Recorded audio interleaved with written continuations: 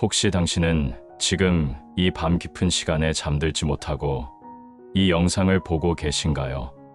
마음 깊은 곳에서 올라오는 불안과 걱정 때문에 편안한 잠자리에 들지 못하고 계시는 건 아닌가요? 당신만 그런 것이 아닙니다. 많은 분들이 밤이 되면 낮 동안 억눌러왔던 상처와 아픔들이 더욱 선명하게 떠오르며 마음이 무거워지는 것을 경험합니다. 특히 과거의 실패나 잘못된 선택들을 떠올리며 하나님께서 과연 나 같은 사람도 용서해 주실까? 나 같은 사람도 회복시켜 주실까 하는 의구심이 들 때가 있을 것입니다. 오늘 밤 당신이 이 영상을 듣게 된 것은 결코 우연이 아닙니다. 하나님께서는 바로 지금 이 순간 당신의 마음 깊은 곳에 있는 상처와 아픔을 아시고 계시며 당신을 완전한 회복의 자리로 이끌어가고자 하십니다. 시편 23편은 우리가 어릴 때부터 익숙하게 들어온 말씀이지만 사실 이 짧은 시편 안에는 하나님의 놀라운 회복 능력에 대한 가장 강력한 약속들이 담겨 있습니다. 여호와는 나의 목자시니 내게 부족함이 없으리로다라는 이 첫 구절부터 선하심과 인자하심이 반드시 나를 따르리니 내가 여호와의 집에 영원히 살리로다라는 마지막 구절까지 모든 말씀이 하나님의 완전한 회복을 선포하고 있습니다. 오늘 밤 우리는 함께 시편 23편을 깊이 묵상하며 하나님께서 우리에게 보여주시는 놀라운 회복의 증거들을 하나하나 살펴보려고 합니다.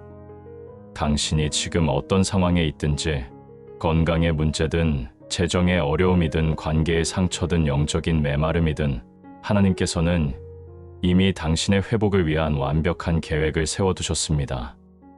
이 시간을 통해 당신은 하나님의 사랑이 얼마나 크고 깊은지 그리고 그분의 회복하시는 능력이 얼마나 놀라운지를 다시 한번 확신하게 될 것입니다.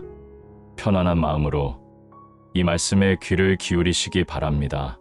하나님께서 당신에게 주시는 평안과 위로가 이 시간 가운데 충만하게 임하기를 기도합니다. 오늘 밤 당신이 이 말씀을 듣고 있다는 것은 결코 우연이 아닙니다. 하나님께서는 지금 이 순간 당신의 마음 깊은 곳에 있는 상처와 아픔을 아시고 계시며 당신을 완전한 회복의 자리로 이끌어가고 계십니다. 시편 23편은 단순한 위로의 말씀이 아닙니다. 이것은 하나님의 회복 능력에 대한 가장 강력한 선언이며 당신의 삶에 일어날 기적적인 변화의 청사진입니다. 다윗이 이 시편을 기록할 때 그는 단순히 아름다운 시를 쓰려던 것이 아니었습니다. 그는 자신이 직접 경험한 하나님의 놀라운 회복 역사를 증거하고 있었던 것입니다. 여호와는 나의 목자시니 내게 부족함이 없으리로다. 이 첫 번째 구절에서 다윗은 이미 회복의 핵심 원리를 선포하고 있습니다. 목자라는 단어는 히브리어로 라인데 이것은 단순히 양을 기르는 사람이 아니라 상처받고 병든 양을 치료하고 회복시키는 치료자의 의미를 담고 있습니다. 하나님께서 당신의 목자가 되신다는 것은 그분이 당신의 모든 상처를 치유하시고 모든 결핍을 채우시며 모든 파괴된 영역을 회복시키신다는 뜻입니다. 당신이 지금 어떤 상황에 있든지 재정적 어려움이든 건강의 문제든 관계의 상처든 영적인 메마름이든 하나님께서는 이미 당신의 회복을 위한 완벽한 계획을 세워두셨습니다. 그분은 당신을 푸른 초장에 누이시며 쉴만한 물가로 인도하실 것입니다. 푸른 초장은 히브리어로 네오트 데세인데 이것은 부드럽고 어린 풀이 무성한 목초지를 의미합니다. 하나님께서는 당신을 거칠고 메마른 땅에서 이끌어내어 생명력이 넘치는 회복의 자리로 인도하고 계십니다. 쉴만한 물가는 단순히 물이 있는 곳이 아니라 양들이 안전하게 물을 마실 수 있는 고요하고 평안한 장소를 의미합니다. 하나님께서는 당신에게 진정한 안식과 평안을 주시려고 하십니다. 그 안식은 환경이 변해서 오는 것이 아니라 하나님의 임재 안에서 누리는 초월적인 평안입니다. 내 영혼을 소생시키시고 자기 이름을 위하여 의의 길로 인도하시는도다. 여기서 소생시키다는 히브리어 슈브는 돌이키다, 회복하다, 새롭게 하다는 뜻입니다. 하나님께서는 당신의 영혼을 단순히 위로하시는 것이 아니라 완전히 새롭게 회복시키고 계십니다. 당신의 상한 마음, 무너진 꿈, 깨어진 관계, 잃어버린 희망, 모든 것을 하나님께서 새롭게 회복시키고 계시는 것입니다. 의의 길로 인도하신다는 것은 하나님께서 당신을 단순히 고난에서 벗어나게 하시는 것이 아니라 더 높은 차원의 삶으로 끌어올리신다는 뜻입니다. 하나님의 회복은 원상태로 돌아가는 것이 아니라 이전보다 더 나은 상태로 변화시키는 것입니다. 욥이 시련 후에 이전보다 갑절의 축복을 받았던 것처럼 하나님의 회복은 항상 이전보다 더 풍성한 것입니다. 내가 사망의 음침한 골짜기로 다닐지라도 해를 두려워하지 않을 것은 주께서 나와 함께 하심이라. 주의 지팡이와 막대기가 나를 안위하시나이다. 사망의 음침한 골짜기는 히브리어로 게이 찰마웨트인데 이것은 깊은 그림자와 죽음이 지배하는 골짜기를 의미합니다. 우리 인생에는 누구나 이런 골짜기를 지나가는 때가 있습니다. 절망과 좌절이 엄습하고 모든 것이 끝난 것 같은 순간, 그러나 바로 그 순간에 하나님의 회복 역사가 시작됩니다. 하나님께서는 가장 어두운 골짜기에서도 당신과 함께 하시며 그 어둠을 통과하여 더 밝은 빛으로 인도하십니다. 주의 지팡이와 막대기는 목자가 양을 보호하고 인도하는 도구입니다. 지팡이는 양을 보호하기 위한 무기이고 막대기는 양을 올바른 길로 인도하기 위한 도구입니다. 하나님께서는 당신을 해하려는 모든 악한 세력으로부터 보호하시며 동시에 당신을 회복의 길로 인도하고 계십니다. 성경은 로마서 8장 28절에서 하나님을 사랑하는 자, 곧 그의 뜻대로 부르심을 입은 자들에게는 모든 것이 합력하여 선을 이룬다고 약속하셨습니다. 당신이 지금 겪고 있는 모든 어려움과 고통도 하나님의 손 안에서 당신의 회복과 성장을 위한 도구가 되고 있습니다. 주께서 내 원수의 목전에서 내게 상을 차리시고 기름을 내 머리에 부으시니 내 잔이 넘치나이다. 이 구절은 하나님의 회복이 어떤 방식으로 일어나는지를 보여주는 놀라운 선언입니다. 하나님께서는 당신을 대적하는 모든 세력들이 보는 앞에서 당신을 높이시고 축복하실 것입니다. 원수의 목전에서 상을 차린다는 것은 단순히 좋은 일이 생긴다는 의미가 아닙니다.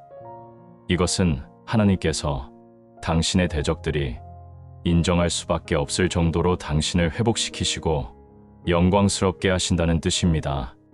다니엘이 사자굴에서 나온 후 다리오 왕이 온 나라의 다니엘의 하나님을 경외하라는 조서를 내린 것처럼 하나님의 회복은 당신을 대적하던 자들마저도 하나님의 능력을 인정하게 만듭니다. 기름을 머리에 붓는 것은 고대 근동 지역에서 왕이나 제사장을 임명할 때 행하던 의식입니다. 하나님께서 당신의 머리에 기름을 부으신다는 것은 당신을 왕 같은 제사장으로 세우신다는 뜻입니다. 베드로전서 2장 9절에서 우리를 택하신 족속이여 왕 같은 제사장들이여 거룩한 나라여 그의 소유가 된 백성이라고 선언하신 바로 그 약속이 당신의 삶에 실현되고 있는 것입니다. 내 잔이 넘친다는 표현은 하나님의 축복이 당신의 필요를 채우는 수준을 넘어서서 풍성하게 넘쳐 흐른다는 뜻입니다. 하나님의 회복은 결코 인색하지 않습니다. 그분은 후히 주시는 하나님이시며 당신에게 억만 배로 갚아주실 것입니다. 요엘서 2장 25절에서 하나님께서는 메뚜기가 먹은 해들을 갚아주겠다고 약속하셨습니다. 당신이 잃어버린 세월들, 낭비된 시간들, 빼앗긴 기회들을 하나님께서 모두 회복시켜 주실 것입니다. 그리고 단순히 원래대로 돌려주시는 것이 아니라 배가 되어 되돌려 주실 것입니다. 선하심과 인자하심이 반드시 나를 따르리니 내가 여호와의 집에 영원히 살리로다. 이 마지막 구절은 하나님의 회복이 일시적이지 않다는 것을 보여줍니다.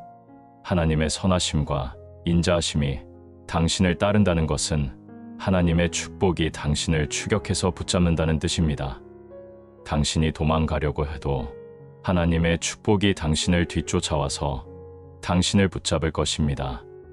인자하심이라는 히브리어의 세드는 하나님의 변하지 않는 사랑, 신실한 언약 사랑을 의미합니다. 하나님께서 당신과 맺으신 회복의 언약은 절대로 변하지 않으며 당신이 실패하거나 넘어져도 그 언약은 여전히 유효합니다. 하나님의 집에 영원히 거한다는 것은 단순히 교회에 다닌다는 의미가 아닙니다. 이것은 하나님의 임재 안에서 영원히 살아간다는 뜻이며 하나님과의 친밀한 관계가 영원히 지속된다는 약속입니다. 시편 23편의 각 구절은 하나님의 회복 과정을 단계별로 보여줍니다. 첫째로 하나님께서는 당신의 목자가 되셔서 모든 필요를 채워주십니다. 둘째로 푸른 초장과 쉴만한 물가로 인도하셔서 진정한 안식을 주십니다. 셋째로 영혼을 소생시키시고 의의 길로 인도하셔서 새로운 삶을 시작하게 하십니다. 넷째로 사망의 음침한 골짜기에서도 함께 하셔서 두려움을 제거해 주십니다. 다섯째로 원수들 앞에서 상을 차리시고 기름을 부으셔서 영광스럽게 하십니다. 마지막으로 선하심과 인자하심으로 영원히 동행하시며 하나님의 집에서 영원히 거하게 하십니다. 이 모든 과정을 통해 우리는 하나님의 회복이 단순히 문제를 해결해 주시는 수준이 아니라는 것을 알 수 있습니다. 하나님의 회복은 우리를 완전히 새로운 차원의 삶으로 끌어올리시는 것입니다. 당신이 지금 어떤 상황에 있든지 하나님께서는 이미 당신의 회복을 위한 완벽한 계획을 준비해 두셨습니다. 이사야 43장 19절에서 하나님께서는 보라, 내가 새 일을 행하리니 이제 나타낼 것이라 너희가 그것을 알지 못하겠느냐. 정령이 내가 광야의 길을 사막의 강을 내리라고 약속하셨습니다. 하나님께서는 당신의 광야 같은 삶의 길을 내시고 사막 같은 마음의 강을 흘려보내실 것입니다. 예레미야 29장 11절에서는 여호와의 말씀이니라. 너희를 향한 나의 생각을 내가 아나니 평안이요 재앙이 아니니라 너희에게 미래와 희망을 주는 것이니라고 선언하셨습니다. 하나님께서 당신을 향해 품고 계신 생각은 평안과 희망과 미래입니다. 당신의 과거가 아무리 어둡고 현재가 아무리 절망적이어도 하나님께서는 당신에게 밝은 미래와 소망을 준비해 두셨습니다. 하나님의 회복 역사는 성경 전체를 통해 일관되게 나타나는 주제입니다. 구약의 이스라엘 백성들이 바벨론 포로에서 돌아오는 것부터 신약의 탕자가 아버지 집으로 돌아가는 이야기까지 모든 것이 하나님의 회복하시는 능력을 증거하고 있습니다. 그런데 여기서 우리가 주목해야 할 것은 하나님의 회복이 단순히 원래 상태로 되돌아가는 것이 아니라는 점입니다. 하나님의 회복은 항상 이전보다 더 나은 상태로 만드시는 창조적 회복입니다. 욥의 경우를 보십시오. 그는 모든 것을 잃었지만 하나님께서 회복시켜 주실 때 이전보다 갑절의 축복을 받았습니다.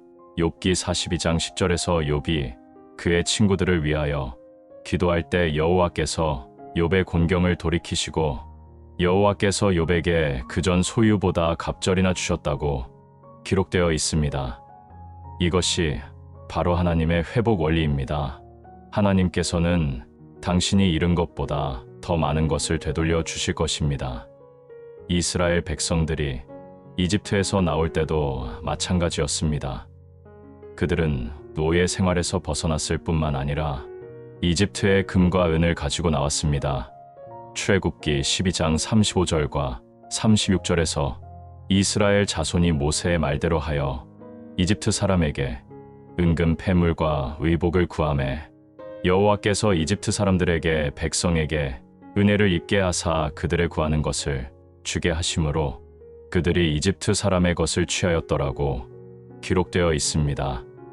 하나님께서는 당신을 억압하던 세력들로부터 당신을 해방시키실 뿐만 아니라 그들이 가진 좋은 것들을 당신에게 주실 것입니다.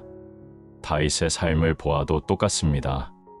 그는 사울에게 쫓겨다니며 도망자 생활을 했지만 결국 이스라엘의 왕이 되었을 뿐만 아니라 이스라엘 역사상 가장 위대한 왕 중 하나가 되었습니다. 그의 고난의 시기는 헛되지 않았습니다. 그 시기에 그는 하나님과 더 깊은 관계를 맺었고 리더십을 배웠으며 백성들의 마음을 얻었습니다. 당신이 지금 겪고 있는 어려움도 마찬가지입니다. 하나님께서는 이 모든 것을 사용하셔서 당신을 더 높은 차원의 삶으로 끌어올리고 계십니다. 사도 바울은 고린도후서 4장 17절에서 우리가 잠시 받는 환난에 경한 것이 지극히 크고 영원한 영광에 중한 것을 우리에게 이루게 함이니라고 말했습니다. 당신의 현재 고난은 영원한 영광을 위한 준비 과정입니다. 하나님께서는 당신을 통해 영광을 받으시기 위해 지금 당신을 준비시키고 계시는 것입니다. 요셉의 이야기는 하나님의 회복 능력을 보여주는 가장 극적인 사례 중 하나입니다. 그는 형들에게 팔려 이집트로 가서 노예가 되었고 억울한 누명을 쓰고 감옥에 갇혔습니다. 그러나 하나님께서는 그 모든 것을 사용하셔서 그를 이집트의 총리로 만드셨습니다. 창세기 50장 20절에서 요셉은 당신들은 나를 해하려 하였으나 하나님은 그것을 선으로 바꾸사 오늘과 같이 많은 백성의 생명을 구원하게 하시어 하셨나니라고 고백했습니다. 하나님께서는 당신을 해하려던 모든 계획들을 오히려 당신을 축복하는 도구로 바꾸실 것입니다. 당신의 원수들이 당신을 무너뜨리려고 판 함정이 오히려 당신을 높이는 발판이 될 것입니다. 하나님의 회복은 또한 시간의 제약을 받지 않습니다. 나이가 많다고 포기할 필요가 없습니다. 아브라함은 75세에 고향을 떠나 새로운 인생을 시작했고 모세는 80세에 이스라엘의 지도자가 되었습니다. 갈렙은 85세에 헤브론 산지를 정복했습니다. 여호수아 14장 11절에서 갈렙은 오늘 내가 85세로 돼 모세가 나를 보내던 날과 같이 오늘도 강건하니 나의 힘이 그때나 지금이나 일반이라 싸움에나 출입에나 그러하도다고 선언했습니다. 하나님께서는 당신의 나이에 상관없이 새로운 꿈을 주시고 새로운 사명을 감당할 힘을 주실 것입니다. 또한 과거의 실패가 당신의 미래를 결정하지 않습니다. 베드로는 예수님을 3번 부인했지만 오순절 후에는 3,000명을 회개시키는 설교자가 되었습니다. 바울은 교회를 핍박했지만 나중에는 이방인의 사도가 되었습니다. 당신의 과거가 아무리 어둡고 부끄러워도 하나님께서는 그 모든 것을 새롭게 하실 수 있습니다. 고린도후서 5장 17절에서 그런즉 누구든지 그리스도 안에 있으면 새로운 피조물이라 이전 것은 지나갔으니 보라 새 것이 되었도다고 약속하셨습니다. 하나님의 회복하시는 능력을 이해하기 위해서는 그분의 성품을 깊이 알아야 합니다. 하나님은 본질적으로 회복하시는 하나님이십니다. 그분의 이름 자체가 회복과 치유를 의미합니다. 출애굽기 15장 26절에서 하나님께서는 나는 너희를 치유하는 여호와임이라고 선언하셨습니다. 여호와 라파라는 이름으로 자신을 계시하신 것입니다. 이것은 하나님께서 단순히 병을 고치시는 분이 아니라 모든 상처와 아픔과 깨어진 것들을 온전하게 회복시키시는 분이라는 뜻입니다. 하나님의 회복 사역은 창조 때부터 시작되었습니다. 창세기 1장에서 하나님께서 천지를 창조하실 때 그 모든 것을 보시고 심히 좋다고 하셨습니다. 그런데 인간의 타락으로 말미암아 모든 피조물이 탄식하며 고통을 받게 되었습니다. 로마서 8장 22절에서 피조물이 다 이제까지 함께 탄식하며 함께 고통을 받고 있는 것을 우리가 아느니라고 말씀하셨습니다. 그러나 하나님께서는 이 모든 것을 회복시키시기 위해 독생자 예수 그리스도를 이 땅에 보내주셨습니다. 예수님의 사역은 처음부터 끝까지 회복의 사역이었습니다. 그분은 병든 자를 고치시고 귀신 들린 자를 해방시키셨으며 죽은 자를 살리셨습니다. 그러나 그분의 가장 큰 회복 사역은 십자가에서 이루어졌습니다.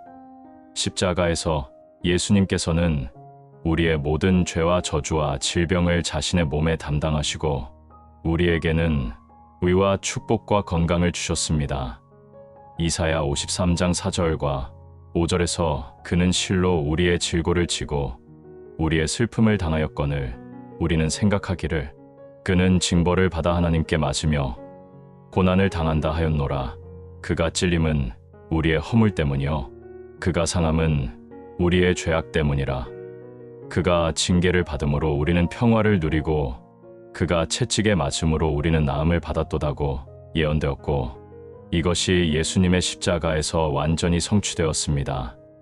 이제 당신은 예수님의 십자가 공로를 근거로 하여 모든 영역에서 완전한 회복을 경험할 권리가 있습니다. 당신의 영혼이 구원받는 것처럼 당신의 몸도 치유받을 수 있고 당신의 마음도 회복될 수 있으며 당신의 관계도 회복될 수 있고 당신의 재정도 회복될 수 있습니다. 하나님께서는 당신을 부분적으로 회복시키기를 원하지 않으십니다. 그분은 당신의 모든 영역이 온전하게 회복되기를 원하십니다. 데살로니가전서 5장 23절에서 평강의 하나님이 친히 너희를 온전히 거룩하게 하시고 또 너희의 온 영과 혼과 몸이 우리 주 예수 그리스도께서 강림하실 때에 흠없게 보존되기를 원하노라고 기도하셨습니다. 하나님의 회복은 영과 혼과 몸의 전인적 회복입니다. 그런데 많은 그리스도인들이 하나님의 회복을 경험하지 못하는 이유는 그들이 하나님의 회복을 믿지 않기 때문입니다. 믿음은 하나님의 능력을 경험하는 통로입니다. 예수님께서도 믿음이 없는 곳에서는 능력을 행하실 수 없었습니다. 마태복음 13장 58절에서 그들이 믿지 않음으로 말미암아 거기서 많은 능력을 행하지 아니하시니라고 기록되어 있습니다. 당신이 하나님의 회복을 경험하기 원한다면 먼저 하나님께서 당신을 회복시키실 수 있다는 것을 믿어야 합니다. 그리고 그 믿음을 고백으로 선포해야 합니다. 로마서 10장 10절에서 사람이 마음으로 믿어 의에 이르고 입으로 시인하여 구원에 이르느니라고 말씀하셨습니다. 마음으로 믿는 것만으로는 부족합니다. 입으로 시인해야 합니다. 당신의 입술로 하나님의 회복을 선포하십시오. 내가 치유받았다. 내가 회복되었다. 내가 축복받았다고 선포하십시오. 말씀에는 창조의 능력이 있습니다. 하나님께서 말씀으로 천지를 창조하신 것처럼 당신의 믿음의 고백도 당신의 삶에 하나님의 창조 능력을 발휘하게 만듭니다. 또한 하나님의 회복을 경험하기 위해서는 과거를 놓아버려야 합니다. 과거의 상처와 아픔과 실패에 계속 머물러 있으면 하나님의 새로운 일을 경험할 수 없습니다. 이사야 43장 18절과 19절에서 너희는 이전 일을 기억하지 말며 옛적 일을 생각하지 말라. 보라, 내가 새 일을 행하리니 이제 나타낼 것이라. 너희가 그것을 알지 못하겠느냐? 정령이 내가 광야의 길을 사막의 강을 내리라고 약속하셨습니다. 하나님께서는 당신의 과거 광야 같은 삶에 새로운 길을 내시고 사막 같은 마음의 생수의 강을 흘려보내기를 원하십니다. 그러나 당신이 계속 과거에 매여 있으면 하나님의 새로운 일을 경험할 수 없습니다.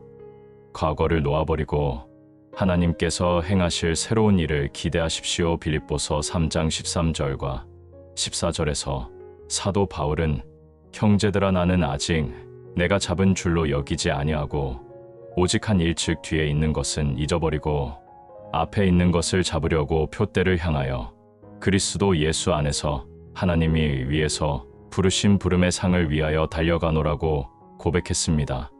과거는 잊어버리고 앞으로 나아가야 합니다. 그래야 하나님께서 준비하신 새로운 축복을 잡을 수 있습니다. 하나님의 회복 과정에서 가장 중요한 것 중 하나는 기다림의 시간을 올바르게 이해하는 것입니다. 많은 사람들이 즉시 결과를 보기를 원하지만 하나님의 회복에는 하나님만의 타이밍이 있습니다. 전도서 3장 1절에서 범사의 기한이 있고 천하만사가 다 때가 있나니라고 말씀하셨습니다. 하나님께서는 당신을 위한 최적의 때를 아시고 계시며 그때에 가장 완벽한 회복을 주실 것입니다. 아브라함이 이삭을 얻기까지 25년을 기다렸고 요셉이 총리가 되기까지 13년을 감옥에서 보냈으며 다윗이 왕이 되기까지 10여 년을 도망자 생활을 했습니다. 그러나 그 기다림의 시간이 헛되지 않았습니다. 그 시간 동안 하나님께서는 그들을 준비시키시고 성숙하게 하셨으며 더 큰 축복을 감당할 수 있는 그릇으로 만드셨습니다. 당신이 지금 기다리고 있는 시간도 마찬가지입니다.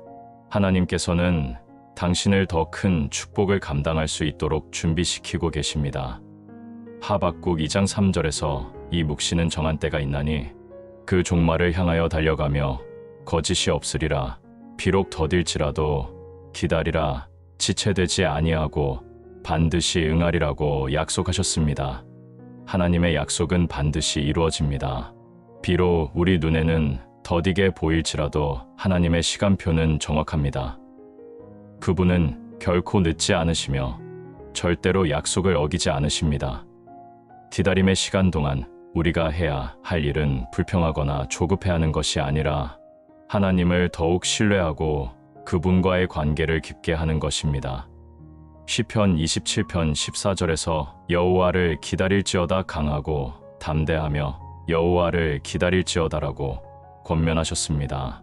기다림은 단순히 수동적으로 앉아있는 것이 아닙니다.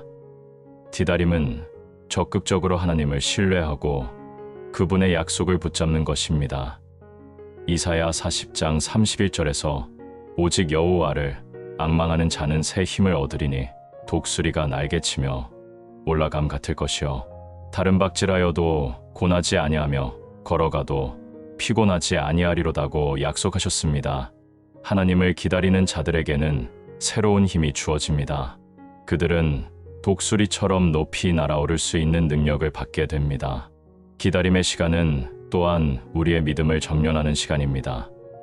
베드로전서 1장 6절과 7절에서 그러므로 너희가 이제 여러 가지 시험으로 말미암아 잠깐 근심하게 되지 않을 수 없으나 너희 믿음의 확실함은 불로 연단하여도 없어질 금보다 더 귀하여 예수 그리스도께서 나타나실 때에 칭찬과 영광과 존귀를 얻게 할 것이니라고 말씀하셨습니다.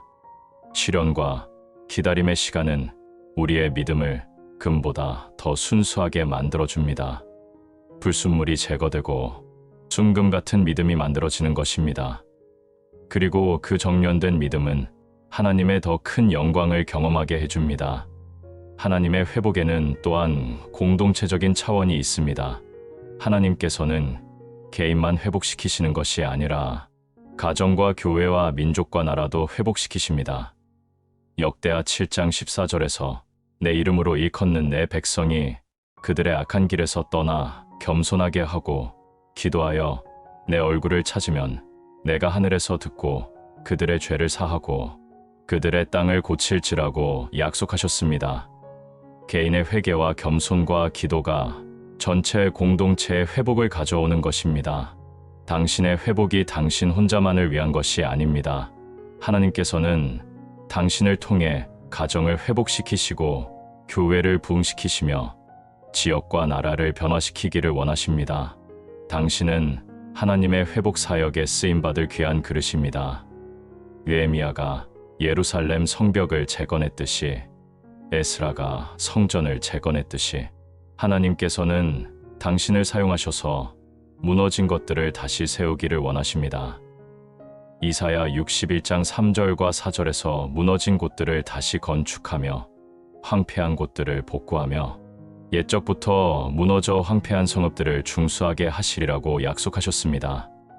당신은 단순히 회복을 받는 자가 아니라 다른 사람들의 회복을 위해 쓰임받는 회복의 사역자입니다. 하나님의 회복은 또한 창조적인 기적을 포함합니다. 하나님께서는 없던 것을 있게 하시고 죽은 것을 살리시며 불가능한 것을 가능하게 하십니다. 로마서 4장 17절에서 죽은 자를 살리시며 없는 것을 있는 것으로 부르시는 하나님이시니라고 말씀하셨습니다. 당신이 포기했던 꿈도 하나님께서 다시 살려내실 수 있습니다. 당신이 불가능하다고 생각했던 일도 하나님께서는 가능하게 하실 수 있습니다. 에스겔서 37장에서 마른 뼈들이 살아나는 환상을 보여주신 것처럼 하나님께서는 당신의 메마르고 죽은 것 같은 상황도 생명으로 가득한 상태로 회복시키실 수 있습니다. 당신의 메마른 가정도, 메마른 사업도, 메마른 건강도, 메마른 꿈도 하나님의 생기가 들어가면 다시 살아날 것입니다. 하나님께서는 지금도 당신에게 묻고 계십니다. 이 뼈들이 능히 살겠느냐? 당신의 대답은 무엇입니까? 주 여호와께서 아시나이다라고 대답하십시오. 하나님께는 불가능한 것이 없습니다. 하나님의 회복 사역에서 빼놓을 수 없는 중요한 요소는 용서의 능력입니다. 용서는 단순히 과거를 잊어버리는 것이 아니라 상처를 치유하고 관계를 회복시키는 하나님의 초자연적인 능력입니다. 당신이 누군가를 용서할 때 그것은 단지 상대방을 위한 것이 아니라 당신 자신의 회복을 위한 것입니다. 용서하지 않는 마음은 독과 같아서 그것을 품고 있는 사람을 서서히 파괴시킵니다. 그러나 용서는 그 독을 중화시키고 상처받은 마음을 치유하며 깨어진 관계를 회복시키는 하나님의 치료제입니다. 예수님께서 주기도문에서 우리가 우리에게 죄 지은 자를 사하여 준 것 같이 우리 죄를 사하여 주시옵고라고 기도하라고 가르치신 것은 용서가 우리 신앙생활의 핵심이기 때문입니다. 마태복음 6장 14절과 15절에서 너희가 사람의 과실을 용서하면 너희 하늘 아버지께서도 너희 과실을 용서하시려니와 너희가 사람의 과실을 용서하지 아니하면 너희 아버지께서도 너희 과실을 용서하지 아니하시리라고 경고하셨습니다. 용서는 선택이 아니라 필수입니다. 그것은 하나님의 용서를 받고 하나님의 회복을 경험하기 위한 전제 조건입니다. 요셉이 자신을 애굽의 노예로 판 형들을 용서했을 때 그는 단순히 관대한 마음을 보여준 것이 아니었습니다. 그는 하나님의 용서의 능력을 경험했고 그것을 통해 자신의 마음도 완전히 치유받았습니다. 창세기 50장 20절에서 요셉은 당신들은 나를 해하려 하였으나 하나님은 그것을 선으로 바꾸사 오늘과 같이 많은 백성의 생명을 구원하게 하시려 하셨나니라고 말했습니다. 이것은 용서받은 자만이 할 수 있는 고백입니다. 용서는 과거의 상처를 하나님의 축복으로 바꾸어주는 신비한 능력이 있습니다. 스데반이 자신을 돌로 치는 자들을 위해 기도했을 때 그 기도는 후에 사울의 회심으로 이어졌습니다. 사도행전 7장 60절에서 무릎을 꿇고 크게 불러 이르되 주여 이 죄를 그들에게 돌리지 마옵소서 이 말을 하고 잔이라고 기록되어 있습니다. 스데반의 용서는 교회 역사상 가장 위대한 사도 중 하나인 바울을 탄생시키는 씨앗이 되었습니다. 당신의 용서도 마찬가지입니다. 당신이 용서할 때 하나님께서는 기적적인 회복과 변화를 일으키실 것입니다. 그런데 많은 사람들이 용서하기 어려워하는 이유는 용서를 감정의 문제로 생각하기 때문입니다. 용서는 감정이 아니라 의지의 결단입니다. 감정이 따라오지 않더라도 먼저 용서하기로 결정해야 합니다. 그러면 하나님께서 그 결정을 존중하셔서 용서할 수 있는 마음을 주실 것입니다. 또한 용서는 한 번에 끝나는 것이 아니라 지속적인 과정입니다. 상처가 깊을수록 여러 번 용서해야 할 수도 있습니다. 베드로가 7번까지 용서하면 되겠습니까? 라고 물었을 때 예수님께서는 7번뿐 아니라 7번을 잃은 번까지라도 하라고 대답하셨습니다. 마태복음 18장 22절에서 이것은 용서에는 제한이 없다는 뜻입니다. 필요할 때마다 계속 용서해야 합니다. 하나님의 회복은 또한 우리의 정체성을 회복시켜 줍니다. 많은 사람들이 과거의 실패나 상처 때문에 자신을 부정적으로 정의합니다. 그러나 하나님께서는 우리를 과거로 정의하지 않으시고 그분의 사랑과 은혜로 정의하십니다.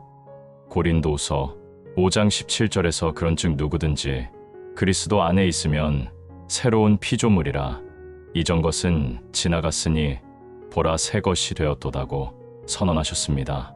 당신은 더 이상 실패자가 아닙니다. 당신은 상처받은 사람이 아닙니다. 당신은 하나님의 사랑받는 자녀이며 왕 같은 제사장이며 거룩한 나라의 백성입니다. 베드로전서 2장 9절에서 그러나 너희는 택하신 족속이요 왕 같은 제사장들이요 거룩한 나라요 그의 소유가 된 백성이니라고 선언하셨습니다. 이것이 당신의 진정한 정체성입니다. 과거가 당신을 정의하지 않습니다. 하나님의 사랑이 당신을 정의합니다. 하나님의 회복은 또한 우리의 꿈과 비전을 회복시켜 줍니다. 절망과 실망 속에서 우리는 종종 꿈을 포기하고 비전을 잃어버립니다. 그러나 하나님께서는 우리 마음 깊은 곳에 심어두신 꿈들을 다시 살려내기를 원하십니다. 시편 37편 4절에서 또한 여호와를 기뻐하라. 그가 내 마음의 소원을 내게 이루어 주시리로다고 약속하셨습니다. 하나님께서는 당신의 마음에 꿈을 심어주신 분이시므로 그 꿈을 이루어 주기도 원하십니다. 비록 지금은 불가능해 보일지라도 하나님께서는 당신의 꿈을 현실로 만드실 수 있습니다.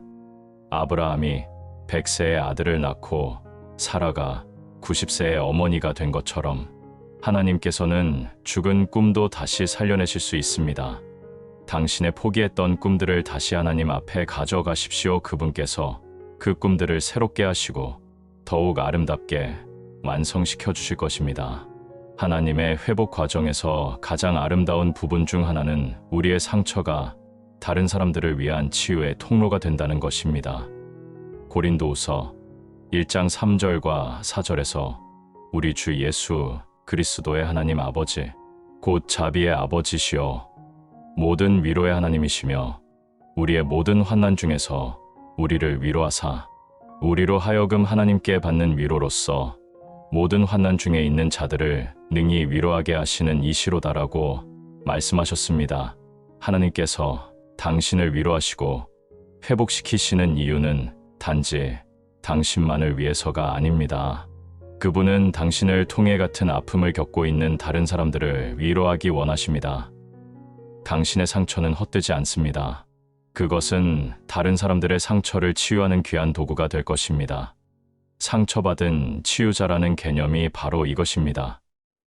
깊은 상처를 경험하고 하나님의 치유를 받은 사람만이 진정으로 다른 사람의 아픔을 이해하고 위로할 수 있습니다. 예수님께서도 우리와 같은 시험을 받으신 분이시기 때문에 우리의 연약함을 체휼하실 수 있다고 히브리서 4장 15절에서 말씀하셨습니다. 우리에게 있는 대제사장은 우리의 연약함을 체휼하지 아니하는 이가 아니요 모든 일에 우리와 같이 시험을 받은 이로되 죄는 없으시니라고 했습니다. 예수님의 고난이 우리를 위한 구원의 통로가 되었듯이 당신의 고난도 다른 사람들을 위한 축복의 통로가 될 것입니다. 바울 사도의 경우를 보십시오. 그는 육체의 가시라는 고통을 겪었지만 그 고통을 통해 하나님의 은혜의 족함을 경험했습니다. 고린도후서 12장 9절에서 그러므로 도리어 큰 기쁨으로 내 연약함들을 자랑하리니 이는 그리스도의 능력이 내게 머물게 하려 함이라고 고백했습니다. 그의 연약함과 고통이 오히려 하나님의 능력을 나타내는 도구가 되었던 것입니다. 당신의 약함도 마찬가지입니다. 하나님께서는 당신의 약한 부분을 통해 오히려 더 큰 능력을 나타내실 것입니다. 하나님의 회복은 또한 세대를 초월하는 축복을 가져옵니다. 당신이 받는 회복은 당신의 자녀들과 후손들에게까지 영향을 미칠 것입니다. 출애굽기 20장 6절에서 나를 사랑하고 내 계명을 지키는 자에게는 1000대까지 은혜를 베푸느니라고 약속하셨습니다. 당신이 하나님의 회복을 경험할 때 그 축복은 1000대까지 이어질 것입니다. 아브라함이 받은 축복이 이삭과 야곱을 거쳐 지금까지도 계속되고 있는 것처럼 당신이 받는 하나님의 회복도 당신의 후손들에게 영원한 유산이 될 것입니다. 반대로 당신이 저주의 고리를 끊고 회복을 경험한다면 당신의 후손들은 더 이상 그 저주의 영향을 받지 않을 것입니다. 갈라디아서 3장 13절에서 그리스도께서 우리를 위하여 저주를 받은 바 되사 율법의 저주에서 우리를 속량하셨으니라고 선언하셨습니다. 예수님께서 이미 모든 저주를 끊어주셨기 때문에 당신은 새로운 축복의 역사를 시작할 수 있습니다.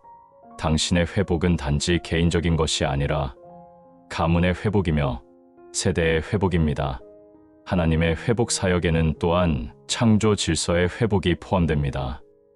로마서 8장 19절에서 23절까지에서 피조물이 하나님의 아들들이 나타나기를 간절히 바라고 있으며 피조물도 썩어짐의 종 노릇한 데서 해방되어 하나님의 자녀들의 영광의 자유에 참여하기를 원한다고 말씀하셨습니다.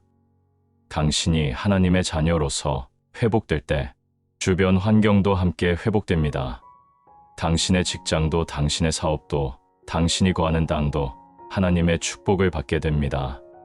요셉이 보디발의 집에서 일할 때 그 집이 복을 받았고 감옥에 있을 때도 감옥이 잘 되었던 것처럼 하나님의 사람이 있는 곳에는 하나님의 복이 임합니다. 당신은 어디를 가든지 축복을 가져다주는 복의 통로입니다. 마지막으로 하나님의 회복은 영원한 관점에서 바라보아야 합니다. 이 땅에서의 회복은 천국에서 누릴 영원한 회복의 전주곡에 불과합니다. 요한계시록 21장 4절에서 모든 눈물을 그 눈에서 닦아 주시니 다시는 사망이 없고 애통하는 것이나 곡하는 것이나 아픈 것이 다시 있지 아니하리니 처음 것들이 다 지나갔음이로라고 약속하셨습니다. 하나님께서는 궁극적으로 모든 것을 새롭게 하실 것입니다. 모든 상처와 아픔과 죽음이 완전히 사라질 날이 올 것입니다. 그러나 그날을 기다리면서도 우리는 지금 여기서 하나님의 회복을 경험할 수 있습니다. 천국은 미래에만 있는 것이 아닙니다. 예수님께서 하나님의 나라가 너희 가운데 있다고 누가복음 17장 21절에서 말씀하신 것처럼 하나님의 나라의 능력과 축복은 지금도 우리와 함께 있습니다. 당신은 지금 이 순간에도 하나님의 회복을 경험할 수 있습니다. 과거의 모든 상처와 아픔을 하나님께 맡기고 그분의 치유와 회복을 받으십시오. 하나님께서는 당신을 사랑하시며 당신을 위해 가장 좋은 것을 예비해 두셨습니다. 당신의 회복은 이미 시작되었습니다. 시편 23편의 약속들이 지금 당신의 삶에 시현되고 있습니다. 여호와는 당신의 목자시며 당신에게 부족함이 없을 것입니다. 이제 시편 23편을 통해 하나님의 놀라운 회복 역사를 살펴본 우리는 구체적으로 어떻게 이 회복을 우리 삶에 적용할 수 있는지 알아야 합니다. 하나님의 회복은 단순히 이론이 아니라 실제로 경험할 수 있는 살아있는 현실입니다. 요한복음 10장 10절에서 예수님께서는 내가 온 것은 양으로 생명을 얻게 하고 더 풍성히 얻게 하려는 것이라고 말씀하셨습니다. 더 풍성한 생명이라는 것은 단순히 영적인 구원만을 의미하는 것이 아닙니다. 그것은 우리 삶의 모든 영역에서 하나님의 충만한 축복과 회복을 경험하는 것을 의미합니다.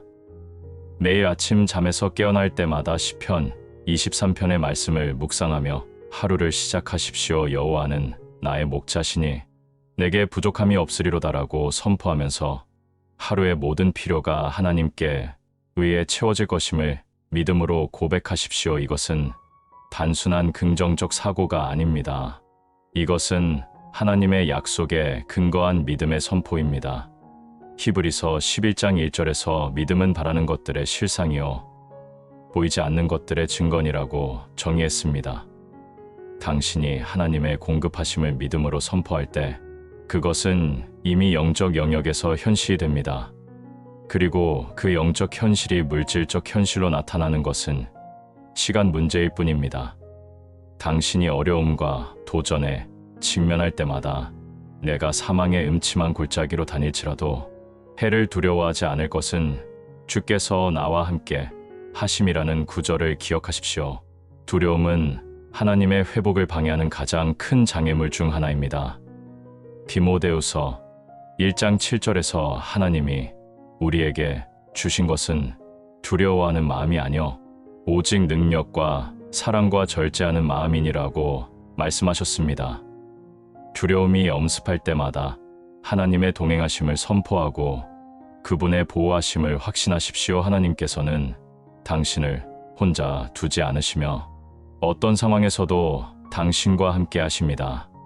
당신의 원수들과 대적들이 당신을 해하려고 할 때 주께서 내 원수의 목전에서 내게 상을 차리시고라는 말씀을 기억하십시오. 하나님께서는 당신을 대적하는 모든 세력들 앞에서 당신을 높이시고 영광스럽게 하실 것입니다. 복수는 하나님의 것이라고 로마서 12장 19절에서 말씀하셨습니다. 당신은 원수를 갚으려고 애쓸 필요가 없습니다. 하나님께서 친히 당신을 변호하시고 당신의 무죄함을 드러내실 것입니다. 오히려 당신은 원수를 사랑하고 축복하라고 마태복음 5장 44절에서 명령받았습니다. 이것이 하나님의 초자연적인 역사를 경험하는 방법입니다. 디도는 하나님의 회복을 경험하는 가장 중요한 통로입니다. 데살로니가전서 5장 17절에서 쉬지 말고 기도하라고 명령하셨습니다. 기도는 하나님과의 대화이며 그분의 마음을 아는 방법입니다. 기도할 때 당신은 하나님의 관점으로 상황을 바라보게 되고 그분의 해결책을 발견하게 됩니다. 야고보서 5장 16절에서 의인의 간구는 역사하는 힘이 큼이니라고 약속하셨습니다. 당신의 기도는 단순한 종교적 의식이 아닙니다. 그것은 하늘을 움직이고 땅을 변화시키는 강력한 무기입니다. 하나님의 말씀을 묵상하는 것도 회복을 경험하는 핵심입니다. 여호수아 1장 8절에서 이 율법책을 내 입에서 떠나지 말게 하며 주야로 그것을 묵상하여 그 안에 기록된 대로 다 지켜 행하라. 그리하면 내 길이 평탄하게 될 것이며 내가 형통하리라고 약속하셨습니다. 하나님의 말씀은 살아있고 운동력이 있어서 당신의 생각과 마음을 변화시킵니다. 히브리서 4장 12절에서 하나님의 말씀은 살아있고 활력이 있어 좌우의 날선 어떤 것보다도 예리하다고 했습니다. 말씀이 당신의 마음에 뿌리 내릴 때 그것은 당신의 삶에 하나님의 능력을 나타내게 됩니다.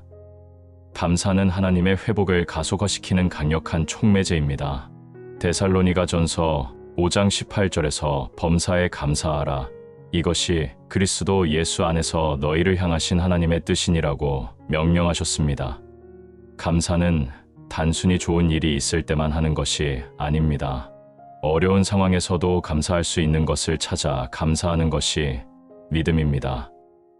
감사는 하나님의 선하심을 인정하는 것이며 그분의 신실하심을 선포하는 것입니다.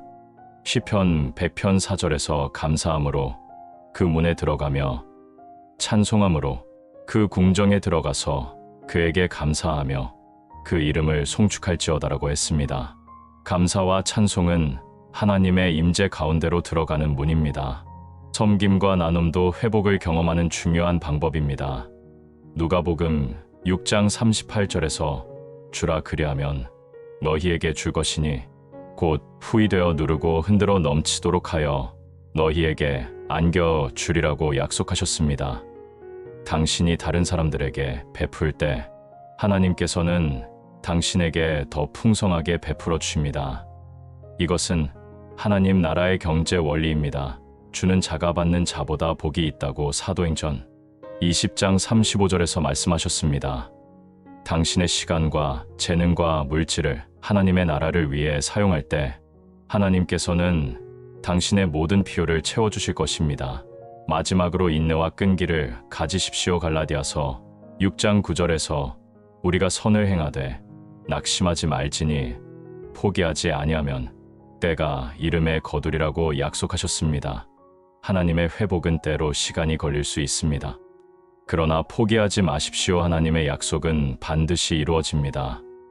하박국 2장 3절에서 이 묵시는 정한 때가 있나니 그 종말을 향하여 달려가며 거짓이 없으리라. 비록 더딜지라도 기다리라. 지체들지 아니하고 반드시 응하리라고 약속하셨습니다. 지금 이 순간에도 하나님께서는 당신의 회복을 위해 일하고 계십니다. 당신이 잠들어 있을 때도 하나님은 깨어 계시며 당신을 위해 길을 예비하고 계십니다. 시편 121편 4절에서 이스라엘을 지키시는 이는 졸지도 아니하시고 주무시지도 아니하시리로다고 약속하셨습니다. 선하심과 인자하심이 반드시 당신을 따를 것이며 당신은 여호와의 집에 영원히 거할 것입니다. 하나님의 회복은 이미 시작되었고 지금도 진행 중이며 앞으로도 계속될 것입니다. 당신의 새로운 시작이 지금부터 시작됩니다. 사랑하는 성도 여러분, 오늘 밤 우리는 시편 23편을 통해 하나님의 놀라운 회복 역사를 함께 살펴보았습니다. 여호와는 나의 목자시니 내게 부족함이 없으리로다라는 첫 9절에서 시작하여 선하심과 인자하심이 반드시 나를 따르리니라는 마지막 약속까지 우리는 하나님께서 우리를 어떻게 완전하게 회복시켜 주시는지를 확인할 수 있었습니다. 하나님의 회복은 단순히 원래 상태로 되돌아가는 것이 아니라 이전보다 더 나은 상태로 변화시키는 창조적 회복이라는 것을 배웠습니다. 욥이 갑절의 축복을 받았고 요셉이 총리가 되었으며 다윗이 위대한 왕이 된 것처럼 하나님의 회복에는 항상 풍성함과 영광이 따릅니다. 우리는 또한 하나님의 회복이 모든 영역을 포함한다는 것을 살펴보았습니다. 영과 혼과 몸의 전인적 회복, 관계의 회복, 재정의 회복, 꿈과 비전의 회복까지 하나님께서는 우리 삶의 모든 부분을 온전하게 만드시기를 원하십니다. 그리고 그 회복의 과정에서 용서의 능력이 얼마나 중요한지, 기다림의 시간이 얼마나 소중한지도 함께 나누었습니다. 무엇보다 우리의 상처가 다른 사람들을 위한 치유의 통로가 되고 우리가 받은 회복이 세대를 초월하는 축복이 된다는 놀라운 진리를 깨달았습니다. 이제 여러분도 이 말씀을 통해 하나님의 회복을 구체적으로 경험하시기 바랍니다. 매일 아침 시편 23편의 말씀을 묵상하며 하루를 시작하십시오. 어려움이 닥칠 때마다 하나님의 동행하심을 기억하고 두려워하지 마십시오. 원수들이 당신을 해하려 할 때 하나님께서 당신을 높이실 것을 믿으십시오. 쉬지 말고 기도하며 하나님의 말씀을 묵상하고 범사에 감사하십시오. 그리고 다른 사람들을 섬기며 나누는 삶을 살아가십시오. 인내와 끈기를 가지고 하나님의 때를 기다리십시오. 당신의 과거가 아무리 어둡고 현재가 아무리 절망적이어도 하나님께서는 당신에게 밝은 미래와 소망을 준비해 두셨습니다. 하나님께서는 지금도 당신의 회복을 위해 일하고 계시며 선하심과 인자하심으로 당신을 따르고 계십니다. 당신은 더 이상 실패자가 아닙니다. 당신은 하나님의 사랑받는 자녀이며 왕같은 제사장입니다. 하나님의 회복은 이미 시작되었고 지금도 진행 중이며 앞으로도 계속될 것입니다. 이 시간이 끝나기 전에 여러분의 마음속에 있는 기도 제목을 댓글로 적어 주시기 바랍니다. 건강의 회복을 위해서든, 가정의 회복을 위해서든, 사업의 회복을 위해서든, 관계의 회복을 위해서든 어떤 것이라도 좋습니다. 여러분의 간절한 기도 제목을 나누어 주십시오. 우리가 함께 기도할 때 하나님께서는 더 큰 능력으로 역사하실 것입니다.